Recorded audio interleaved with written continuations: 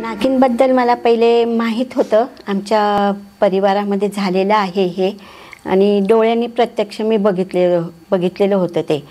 आणि नंतर मग मला झाली, मानेपासून सुरुवात झाली माझी.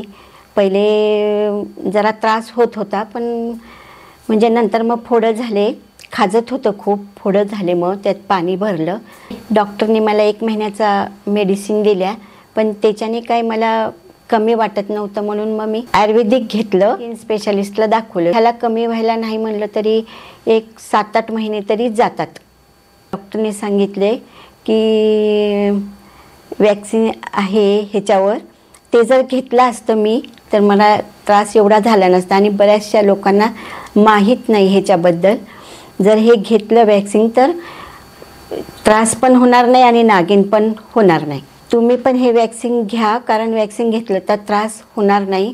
आणि मी जे 5-6 महिन्यामध्ये जे म्हणजे अनुभव घेते आहे ह्याचा त्रासाचा, ते कुणालाही हो नाही. इसीलिए नजदीक के जीविका टीकाकरण केंद्र में जाइए और वैक्सीन लीजिए.